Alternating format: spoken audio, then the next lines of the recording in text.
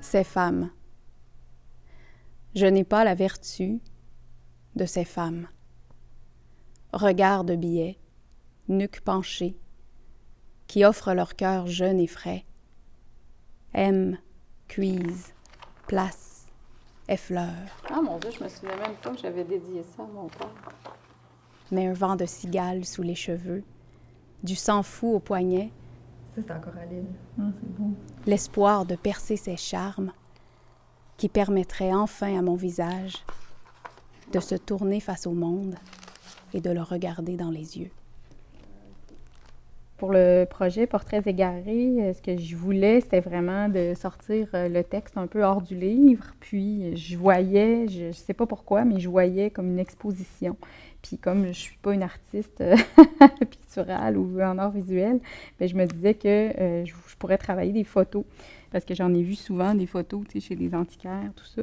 Puis je me disais qu'il y avait quelque chose là de vraiment triste, que ça se perde, ces portraits-là. Oui. Puis surtout qu'on ne sache pas qui est déçu, tu sais. Puis je me disais, ben moi, je pourrais, par le biais de l'écriture, redonner un peu une histoire à ces personnages-là. Non, il n'avait plus accepté de nommer la mère par son nom. Elle ne méritait pas cette consonance douce, moelleuse, nourricière. Il avait depuis longtemps perdu l'espoir fou, le même que le premier jour où il était allé aux femmes, de s'en faire aimer. Il la savait aujourd'hui gonflée de fausses promesses. « The open water », comme disait sa mère en pensant à la vue du port de Cork où elle avait grandi. De l'eau, oui. Ouverte, oui. Une vraie femme. Mais vite devenue hystérique.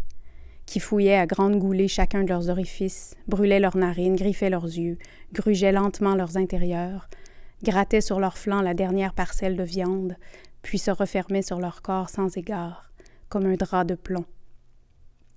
Pour l'écriture du Tangro, moi, c'était vraiment une de mes photos préférées, celle-là. Il y avait quelque chose de vraiment touchant dans le fait que cet homme-là a l'air de serrer ses enfants relativement fort, tu sais, puis qui ont l'air presque de vouloir se sauver de ses bras. Fait qu'il y a ça qui m'a beaucoup inspirée, puis il y a un tatouage sur son bras qui apparaît quand même là, de façon très, très, très subtile. Puis c'est vraiment de là dont je suis partie avec l'encre. Ben là, j'en ai fait un marin. Ben, en fait, je dis une encre, c'est pas vrai, c'en est une dans le texte, là. Mais là, on n'arrive pas à voir vraiment ce que c'est. Puis son rapport aux enfants, tu sais, pourquoi ces enfants-là veulent un peu se sauver de ses bras, pourquoi ils sont très jeunes aussi. Puis lui, tu sais, là, bon, on sait pas trop si c'est le grand-père ou le père, mais moi, j'en ai fait le père. Et bon, ben c'est certain que, sans m'en rendre compte, là, bon, j'ai parlé beaucoup justement du rapport de paternité. Quelques années plus tard, ça m'a sauté aux yeux à quel point, dans le fond, je parlais un peu du deuil de mon père. Tu sais, il y a l'idée du nom, il y a l'idée que ce père-là, ben, il veut absolument que ses enfants se souviennent de son nom. Puis, tu sais, c'est un peu comme dans, je pense que c'est dans Pélagie la Charrette, que tous les personnages sont nommés par, mettons, leur nom, le nom de leurs parents. Donc, mettons, Isabelle à Louis. Puis, je voulais intégrer ça dans mon texte. Il était resté. Mais les jours de grand vent comme aujourd'hui, il marchait seul vers la falaise, gardait les pieds sûrs, tournait sa joue vers le fleuve et avalait les effluves qui l'avaient obsédé longtemps. Son sifflement se perdait au-dessus de l'eau, sans que personne lui réponde, et l'encre tatouée sur son bras lui faisait mal comme au premier jour. Il revenait ensuite vers la maison en faisant de grands pas, serrait vite entre ses bras sevrés des cordages les corps dodus et chauds de ses 3 plus petits. « Papa, vous m'étouffez » pour s'assurer qu'il était bien là, avec eux. Puis il murmurait « Comment tu t'appelles » ?« Papa, vous m'étouffez » Il serrait plus fort. « Comment tu t'appelles »« Janie. »« Papa, vous me serrez » Janie qui? Papa? Janie qui? Janie O'Connor. Janie qui? Janie à Richard O'Connor, de Saint-Espoir. Il soupirait alors, rassuré. Montréal, Il y en avait beaucoup, hein, des portraits de femmes qui se ressemblaient assez les uns les autres, tu sais, celles-là. Mais ce que j'aimais bien, c'était le profil, parce que ça devait être une mode, mais elles sont très, très souvent de profil, les femmes.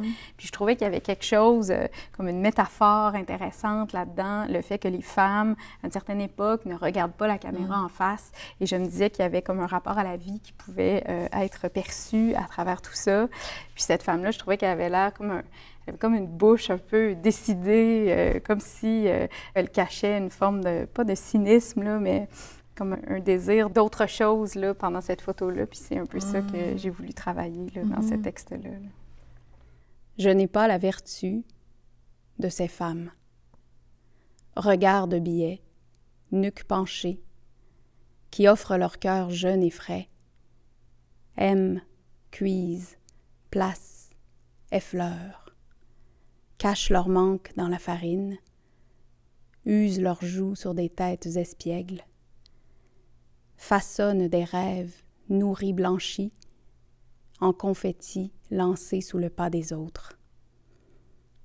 Mais un vent de cigale sous les cheveux, du sang fou au poignet, la soif de tous les carrousels, l'espoir de percer ses charmes, qui permettrait enfin à mon visage de se tourner face au monde et de le regarder dans les yeux.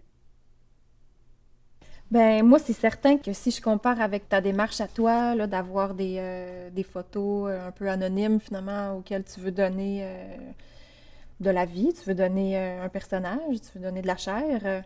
Moi, je suis plus dans une démarche où c'est des autoportraits, en fait, que je fais, mais qui sont pas vraiment des autoportraits parce que c'est des ombres, là. C'est mon ombre que je photographie sur plein de surfaces différentes. Donc, c'est mes photos, puis c'est souvent lié à une expérience que j'ai vécue, là, du lieu où j'étais. Donc, quand j'essaie de faire le texte après qui correspond à la photo, ben, faut que je choisisse qui va parler. Est-ce que c'est mon ombre ou est-ce que c'est moi? Est-ce que c'est le même jeu? Fait que parce que des fois, mon ombre, c'est elle. Des fois, je fais parler aussi la surface, comme, mettons, je suis sur une montagne. Fait que là, je suis comme en interaction avec la montagne, avec mon ombre. Fait que c'est la photo qui est le point d'inspiration pour le texte. Oui, ben pour ce projet-là, en tout cas. Espace clos de mon corps. Êtes-vous divisé? Êtes-vous symétrique? Racontez-moi vos orifices, vos terminaisons, votre force. Quel espace succède aux autres? Une chambre végétale, une chambre venimeuse? Racontez-moi votre enchaînement, vos amalgames, la succion qui vous anime, vos parois jamais éclairées, les fresques inconnues de tous qui me parsèment.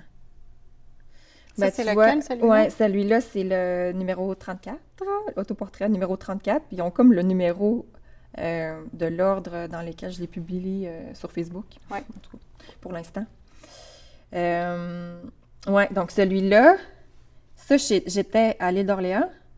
Puis à l'île d'Orléans, tu sais, quand on est sur la grève, là, il y a comme des murs là, qui soutiennent là, le sol là, vis-à-vis de la grève. Puis ça, là, il y avait vraiment, tu sais, la tranche. Là.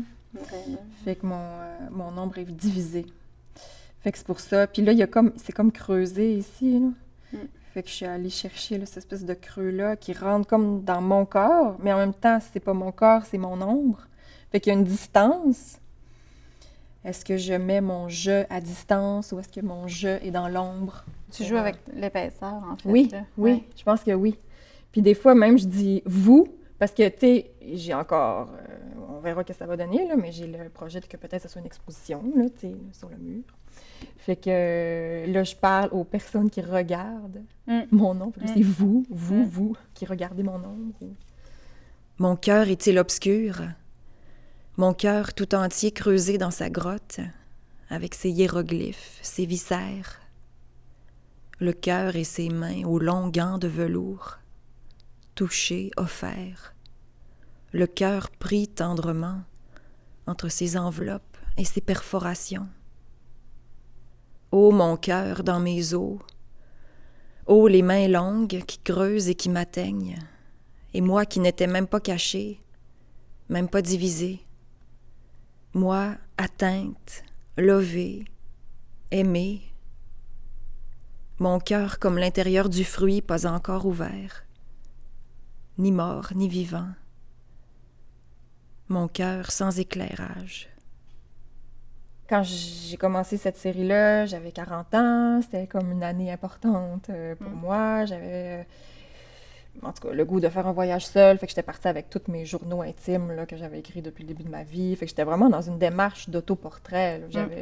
Je lisais aussi là, les biographies de Frida Kahlo, qui a fait beaucoup d'autoportraits, là, comme on le sait.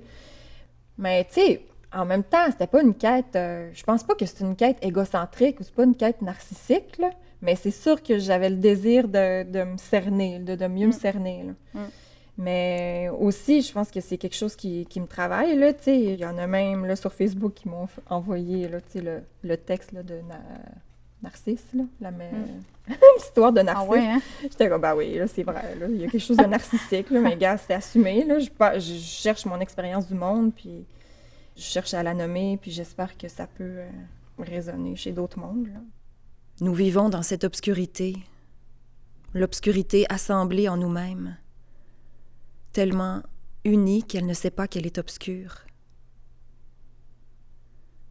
Il faudra une surface pour révéler tout ça, et puis la séparation de la surface.